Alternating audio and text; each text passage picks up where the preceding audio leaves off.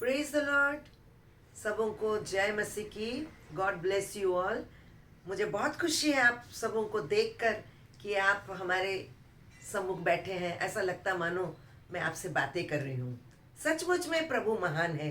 आज एक बार फिर से उसने मुझे मौका दिया और आपसे बात करने का, रूबरू होने का मौका दिया। ये सब उसकी कृपा, इसलिए मैं उसको महिमा देती हूँ। और जब मैं सुलेमान राजा को ध्यान में दे रही थी, इससे पहले वाले वचन में जब आप देखोगे, वहां पर सुलेमान ने बुद्धि मांगी, समझ मांगी, विवेक मांगी, तब परमेश्वर ने उसे कैसे आशीषित किया, इस बात को मैं सीरीज में आपको आने वाले दिनों में देने जा रही हूँ। तो चुन चुनकर, और सुलेमान श्रेष्ठ गीत, नीति वचन, सभोपदेशक, सारी बुक्स को जब वो लिखता है और जब हम लोग उसको पढ़ते हैं तो ऐसा लगता मानो हमसे वो बातें कर रहा है। क्यों? क्योंकि दुनिया के ज्ञान और बुद्धि थोड़े लिमिटेड है, पर ईश्वर जो ज्ञान और बुद्धि और भेद को समझने की समझ देता है, वो किसी के साथ में कंपेयर नहीं हो सकता है। तो हमें चाहिए परमेश्वर का ज्ञान, हमें चाहिए उसकी बुद्धि, हमें चाहिए उसकी समझ, उसकी विवेक। जब किसी इंसान को वो प्राप्त हो जाती है तो उससे धनी और दुनिया में कोई नहीं है। इसको मैं अपनी इतने उम्र के पड़ाव में मैं इसे महसूस कर रही हूँ। And you will looking different from other people. ये बुद्धि आपको दूसरे बच्चों के से अलग करेगा, दूसरे बेटों से अलग करेगा, दूसरे बहनों से अलग करेगा, दूसरे बेटियों से अलग करेगा। एंड आप एक यूनिक कैरेक्टर होकर इस संसार में रहेंगे अगर ईश्वर का ज्ञान आपको प्राप्त हो जाए।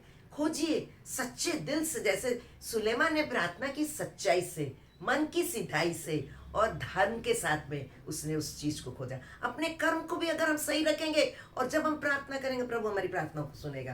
क्योंकि वचन में कोई बात झूठी नहीं है, क्योंकि सारा वचन परमेश्वर के मुंह से निकला हुआ है। यहाँ पर एक और घटना क्या बोलूंगी कि सुलेमान को ईश्वर ने ऐसी बुद्धि, ऐसी भेद भरी बातों को रखने के लिए सिखाया था, विवेक दिया था। वो चला गया। एक ऐसा घटना, कई बार हमारे जीवनों में, परिवारों में, फ्रेंड्स में, रिलेशन में झगड़ा होता है। ठीक है, ये वेरी कॉमन। झगड़ा होता है और झगड़ा होने के बाद में एक का मुंह उस तरफ, दूसरे का मुंह उस तरफ, साउथ एंड नॉर्थ दोनों अपोजिट चले जाते हैं। ये इट्स वेरी कॉमन। ठीक है, और तब क्या होता है, उससे समय बर्बाद होता है। लेकिन सुलेमान अपनी बुद्धि, ईश्वर से पाया हुआ समझ और विवेक के द्वारा उसने एक बात कहा। उसने कहा, अरे नीति वचन उसका 6 अध्याय उसका 2 पद में, तू तो अपने ही मुंह के वचनों से फंसा। कई बार हम अपने मुंह से ऐसी बात कर देते हैं जो हमें नहीं कहना चाहिए, कह देते हैं, इंसान की फितरत है। और तू तो अपने मुंह के वचन से फंसा, अपने ही मुंह की बातों से पकड़ा गया। इसलिए हे मेरे पुत्र, सुलेमान यहाँ पर हम सबको एड्रेस करता, हे मेरे पुत्र, एक काम कर। ऐसा सिचुएशन जब भी आए, एक काम करना। क्या काम वो बताता है? अर्थात तू अपने पड़ोसी, जो हमारा नेबर है, नॉट दैट जो हमारे बगल में जो रहते हैं वही नेबर है, हम जिनके साथ में उठते बैठते हैं, हम जिनके साथ में स्कूल में जॉब करते हैं, हम जिनके साथ में स्कूल में पढ़ाई करते हैं, हम जिनके साथ में रहते हैं, वो हमारा पड़ोसी है। ठीक है, और तब तुम अपने पड़ोसी के हाथ में तुम पड़ चुके हो, वो तुम्हें पकड़ चुका है। ठीक है, उसका मन तुम्हारे प्रति खट्टा हो चुका है। लेकिन तुम एक काम करो, घबराओ मत। तू जा उस पड़ोसी के पास में जिसके साथ में तुम्हारा हुआ है झगड़ा, उसके पास जाओ, साष्टांग प्रणाम कर दो। अर्थात मैं नहीं बोल रही हूं, साष्टांग प्रणाम का अर्थ ये नहीं है कि हम एकदम सर झुकाकर दंडवत होकर उसको प्रणाम करें। साष्टांग प्रणाम का अर्थ ये है, अगर बड़े हैं तो उससे माफी मांगते हुए, नम्रता के साथ में बोलकर, चलो जो हो गया भूल जाओ, वहां पर सुलह कर लेना है। क्योंकि अगर हम नहीं करेंगे तो ये झगड़ा, बांध, जिस प्रकार ब्रिज है और उसमें जो बांध बांधा जाता है, उस बांध में अगर एक छोटा सा छेद हो गया तो वो उसी में पानी घुसते घुसते घुसते घुसते वो पानी छेद को बड़ा कर देगा और बांध को तोड़ कर रख देगा। यानी कि रिश्ता पूरी तरह से टूटकर शुरू हो जाएगा। लेकिन इससे पहले कि देर हो जाए, हमें उस व्यक्ति के पास जाना है, उससे प्रेम से बात करके उसको मना लेना है। ठीक है, जब तब तक मनाते रहना है।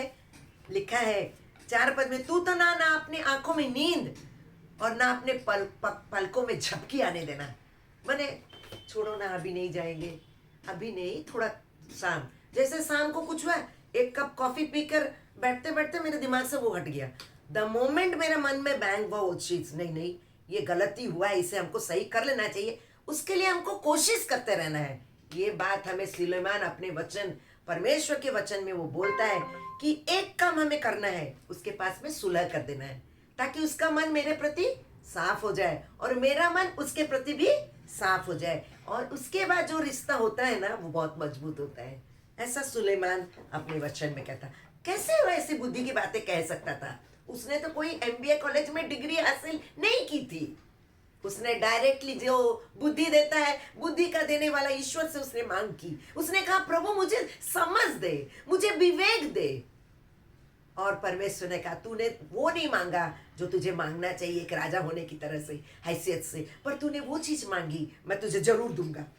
और तब वो यहाँ पर कहता है, एक एग्जाम्पल देता है, अपने आप को हिरणे के समान शिकारी के हाथ से और चिड़िया के समान चिड़ी मार के हाथ से बचा ले। रियली आज के दिन में हर दूसरे व्यक्ति के साथ में हमारा रिश्ता खराब होता है, और इन दिनों प्रेम का अभाव है। वचन में लिखता है, अधर्म के बढ़ने पर बहुतों का प्रेम ठंडा हो जाएगा, और जहां पर प्रेम नहीं होता है वहां पर हर तरह की हरकत होती है।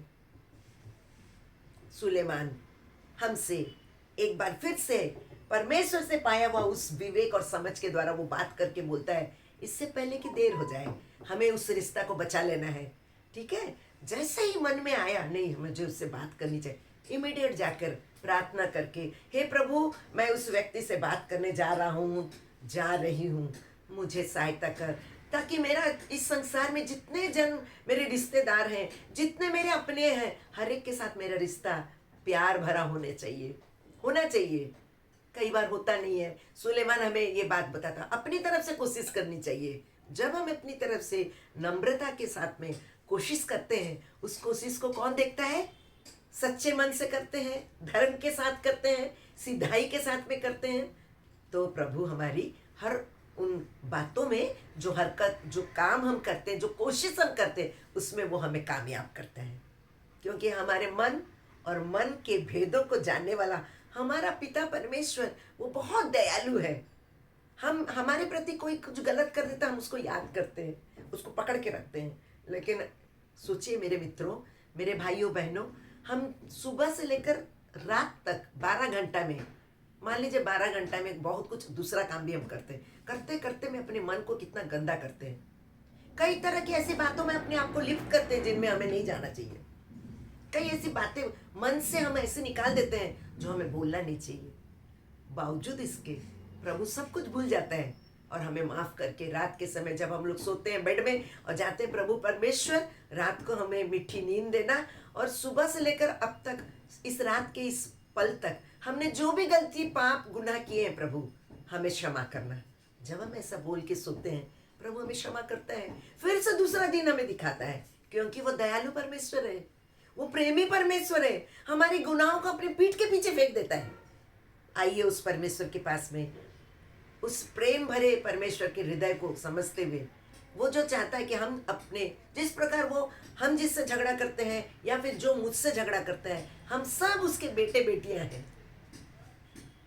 तो हम अपनी कोशिश करें अपने रिश्तों को ईश्वर की ज्ञान, ईश्वर की समझ, ईश्वर के दिया हुआ विवेक से, जो सुलेमान को मिला था, हमें भी प्राप्त होने से हम भी सबसे सही हमारा रिश्ता कायम कर सकेंगे।